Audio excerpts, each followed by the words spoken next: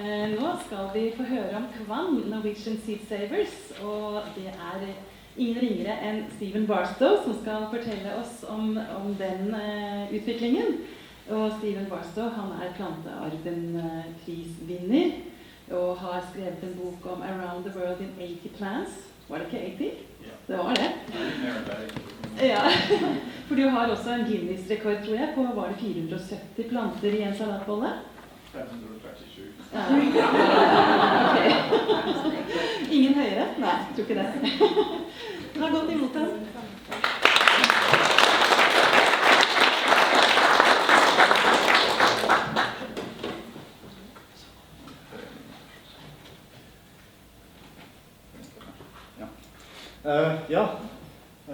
I'm going to take this in English, so you can go out for a while if you like.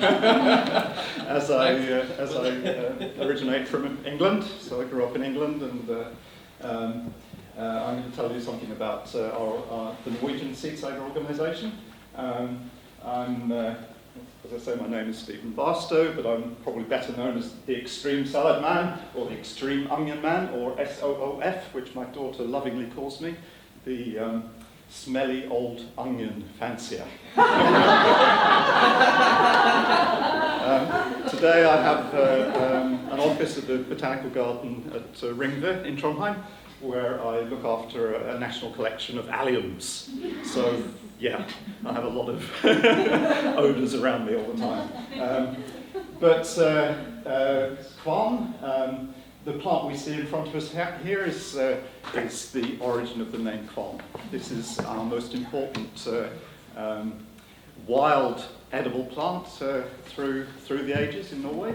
Kvam is mountain angelica, Angelica archangelica, which both for the Norwegians and for the Sami people, the Arctic, the Laplanders, this was a very important food plant in the past, and also a very important medicinal plant. I'll explain in a minute where we've got that from. So, and this is a particular variety. Vossa Kvam is a variety which was cultivated in the mountain village of Voss in western Norway, right up to modern times. And it's different from the wild plant in that there's more flesh in the plant. So there's very little hole in the middle. So the plant probably produces the same amount of bitter substances, which are spread over a bigger volume, and therefore it tastes sweeter to us.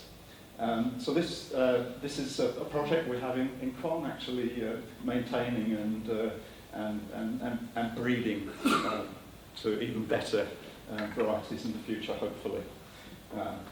This is what it looks like. Kvam, the name Kvam, also in Norwegian stands for Kunnskap og vern av nytteplante I Norge, which in English is knowledge and protection of useful plants in Norway. So it was a nice, so that's us. But as we have Heritage Seed Library today, I thought I'd just start off with my big inspirator. Because almost exactly 40 years ago today, I joined an organisation called the Henry Doubleday Research Association in England. I was a student in Edinburgh, and I was inspired by organic gardening. I'd started a small garden that I had, and this guy I actually met a couple of times in I think first in 1981, just the same year that I moved to Norway, actually, and also a bit later on at Righton.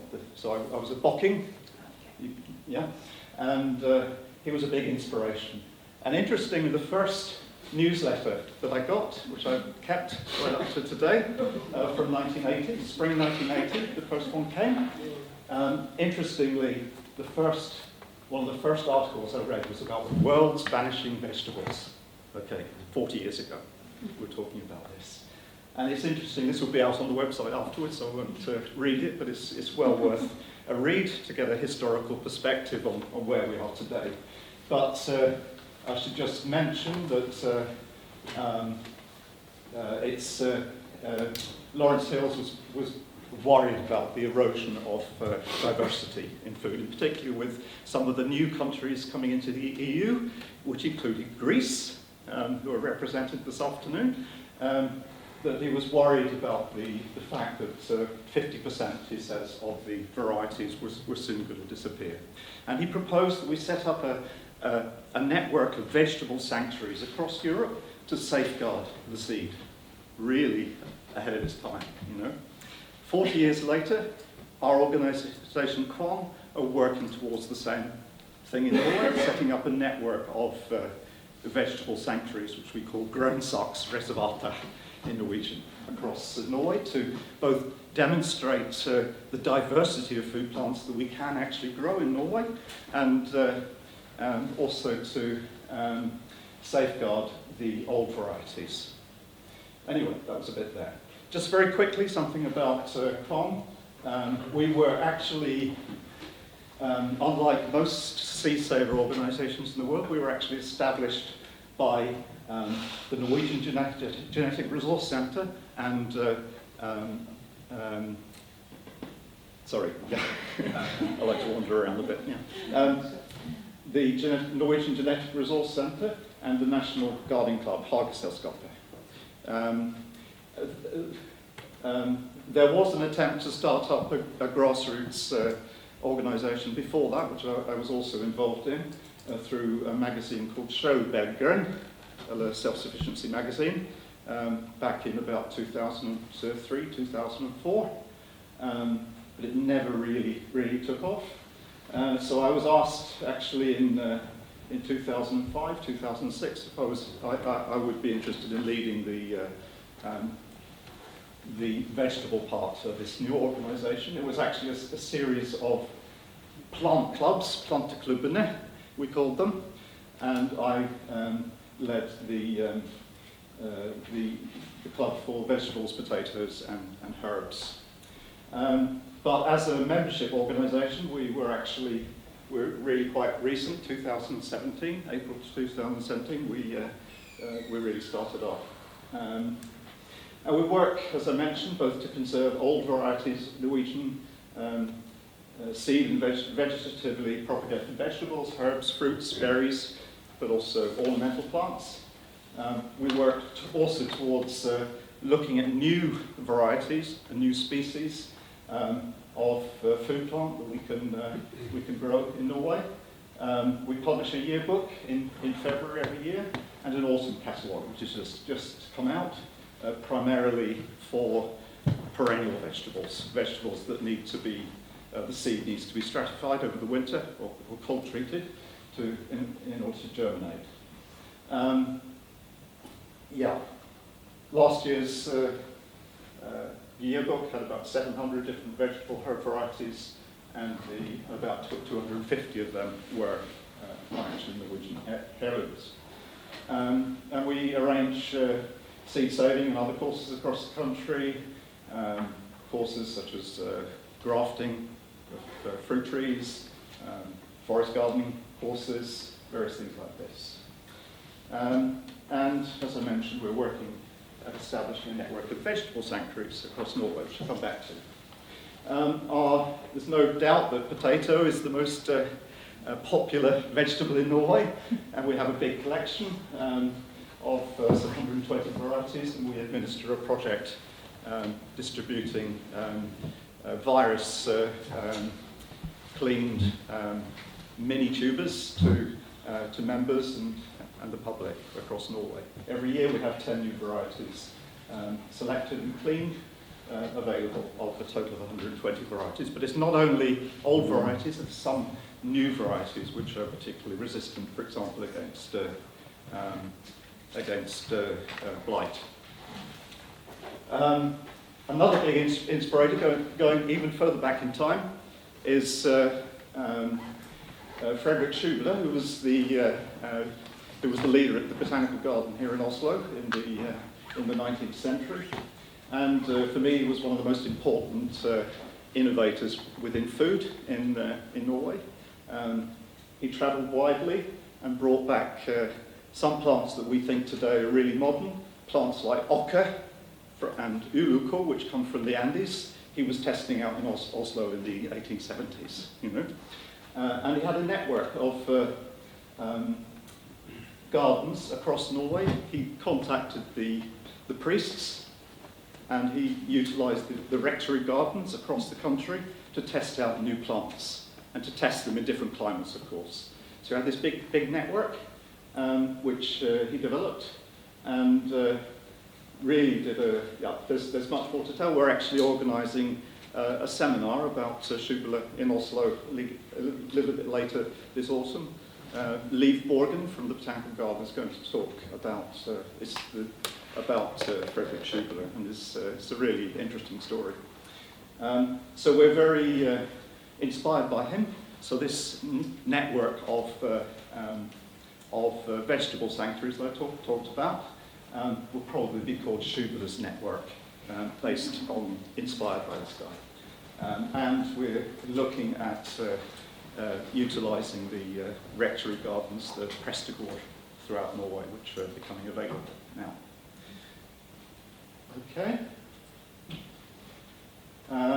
We have access within Kvam to various national collections through our very good relationship with the Norwegian Genetic Resource Centre. So we have national collections of horseradish, Jerusalem artichokes, rhubarb, shallot, various fruit, berries, and ornamentals. And of course, alliums through my garden, not to forget. To assure the quality of the work that we do in Kvam, we are organised according to so-called plantelag or temalag, which literally translates as plant and thematic groups. Laug is league in English, I suppose. I'll just give you an example first of a thematic laug that we're working on, the Sansai laug. Now, Sansai is a Japanese word meaning mountain vegetables.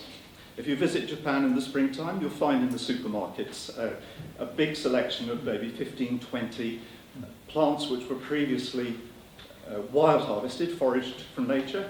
And because people are moving into the cities are getting bigger and the mountain villages are becoming depopulated, there's this big demand for these previously foraged vegetables in the cities. So they set up a network of farms producing these largely perennial vegetables for the people living in the cities. And we believe that we can grow much more food in mountain areas of Norway and the Arctic using perennials rather than annuals, seed propagated. Those of you who've been in the Norwegian mountains, you see these huge rhubarb plants growing next to the mountain cabins, which just shows that is a good example of a perennial which grows very well in the mountains. So we're actually starting to demonstrate this by establishing various Sansai gardens, both in Valdres and in Alvdal in Østerdalen. And last week there were planted, for example, 40 varieties of garlic. This is our garlic group, to test out these different varieties in a kind of a mountain setting. This guy here is already growing garlic successfully at 1,000 meters in Valdres.